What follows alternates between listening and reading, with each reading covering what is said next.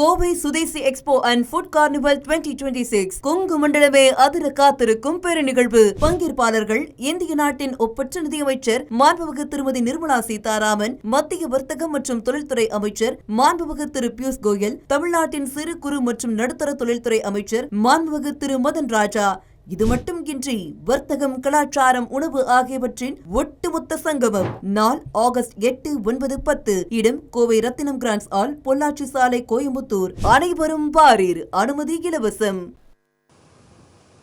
தமிழக வெற்றி கழக அரசினுடைய முதல் வேளாண் பட்ஜெட் இன்று தமிழக சட்டசபையில் வேளாண்மைத்துறை அமைச்சர் தாக்கல் செய்திருக்கிறார். இந்த பட்ஜெட் விவசாயிகளுடைய எதிர்பார்ப்புகள் பூர்த்தி செய்யப்பட்டிருக்கிறதா, மேலும் அவர்களது எதிர்பார்ப்புகள் என்ன என்பது குறித்து பேசுவதற்காக முல்லைப்பெரியாறு ஒருபோக பாசன விவசாய சங்கத்தினுடைய தலைவர் முருகன் அவர்கள் நம்மிடமே இருக்கிறாங்க. அவங்களிடமே கேட்கலாம். சார், இப்போ தமிழக சட்டசபையில் வேளாண் பட்ஜெட் தாக்கல் செய்யப்பட்டிருக்கு. இதை நீங்கள் ஒரு விவசாய சங்கத்தை சேர்ந்த ஒரு தலைவராக நீங்கள் இதை எப்படி சார் பார்க்குறீங்க? நீங்கள் எதிர்பார்த்த அந்த அறிவிப்புகளாக வந்திருக்கா எப்படிங்க சார்? பாதி ஏமாற்றமாக இருக்குது, பாதி புதிய முயற்சியெல்லாம் வரவேற்கத்தக்கதாக இருக்குது. ரெண்டு பக்கமே இருக்குது. என்னடா தொழில்நுட்பம் சார்ந்து செயற்கை நுண்ணறிவுலாம் பயன்படுத்தி விவசாய வருமானத்தை பெருக்கிறக்கா சின்ன சின்ன திட்டங்களாக கொஞ்சமாக நிதி ஒதுக்கி நிறையா பண்ணியிருக்காங்க. அதெல்லாம் வரவேற்கத்தக்க விஷயம். ஆனால் நாங்கள் எதிர்பார்த்தது கூட்டுறவு கடன் தள்ளுபடி சம்மந்தமாக நாங்கள் எல்லா சங்கங்களும் போராட்டமும் கோரிக்கை வச்சோம். அது சம்மந்தமாக அறிவிப்பு வராது, ஏமாற்றமாக இருக்குது. ஆனால் அது சம்மந்தமாக 2 வாரத்தில் ஒரு முடிவு சொல்லணும்னு நேற்று போராடி விவசாயிகள்கிட்ட சொல்லியிருக்காங்க. 2 வாரம் பொறுத்திருப்போம். அப்புறம் எங்களுக்கு விவசாயிகள் பயிர் செய்கிற பயிர்களுக்கெல்லாம் செலவு கூடிகிட்டே வருது.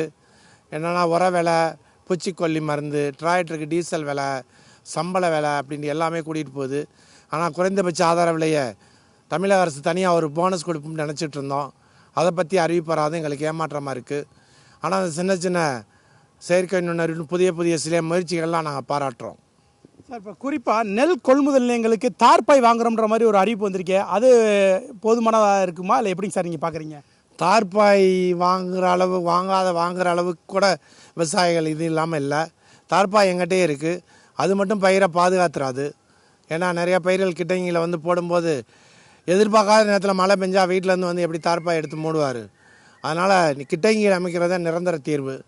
அது சம்மந்தமாக அரசாங்கம் மறுபரிசீலனை பண்ணி ஒவ்வொரு வருஷத்துக்கும் ஒரு மூணில் ஒரு பகுதியாக அமைச்சிட்டே வந்தால் ஒரு 3 வருஷ காலத்தில் எல்லா கிட்டங்கிலும் அமைச்சிடலாம்.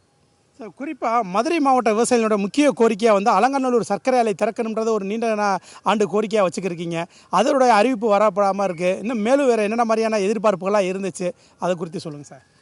மக்கள் என்ன பேசுகிறாங்கடா, அலங்காநல்லூரில் ஒரு 100 கோடிக்கு ஜல்லிக்கட்டு திடல் கட்ட முடியுது, ஒரு 40 கோடிக்கு தான் வேணும் அலங்காநல்லூர் சுகர் மில் திறக்க. இந்த 40 கோடியை ஒரு 9 வருஷமாக எந்த அரசாங்கமும் தரலை.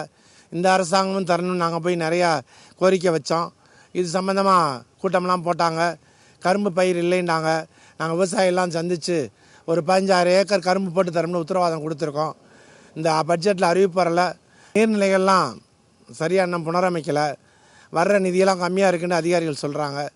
அதை அதிகப்படுத்தி வாய்க்கால்கள், மதகுகள் எல்லாத்தையுமே சரி பண்ணணும். ஏன்னா தண்ணி திறக்கிற காலம் வந்துருச்சு. இப்போ குறிப்பாக நீங்கள் இப்போ சொன்னதில் இந்த நீர்நிலைகள் முறையாக தூர்வாரலைன்னு சொன்னீங்க. ஆனால் இந்த வேளாண் பட்ஜெட்டில் நீர்நிலைகள்லாம் அந்த கடைமடை வரைக்கும் நீர் போகிறதுக்கான அந்த தூர்வாரப்பட்டிருக்கு, கால்வாயில் தூர்வாரப்பட்டிருக்குன்னு சொல்கிறாங்க. ஏன்னா ஒவ்வொரு முறையும் மேலூர் பகுதி விவசாயிகள்லாம் தண்ணீருக்காக 4 வழிச்சாலையில் சாலை மறியல் வரைக்கும்லாம் போய்க்கிருக்கீங்க. இன்னும் அந்த நிலைமை தான் இருக்கா? இங்கே தூர்வாரப்பட்டிருக்கா பரலையாங்க சார்? உண்மையான கள நிலவரம் மதுரை மாவட்டத்தில் எப்படி சார் இருக்குது? இன்னும் வேலையெல்லாம் ஆரம்பிக்கலை. புதிய அரசாங்கம் வந்திருக்கு, இன்னும் வேலை ஆரம்பிக்கலை அப்படின்னு சொல்கிறாங்க. கூடிய சீக்கிரம் ஆரம்பிச்சிருவோம், ஆனால் நிதி பற்றாக்குறை இருக்குது அப்படின்னு சொல்கிறாங்க.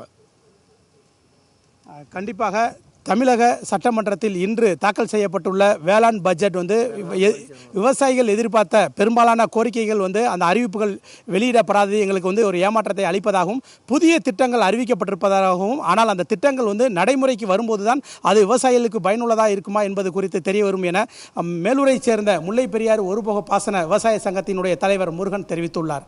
தமிழ் ஜனம் செய்திகளுக்காக மதுரையிலிருந்து ஒளிப்பதிவாளர் நவீன்குமாருடன் செய்தியாளர் நாகேந்திரன்.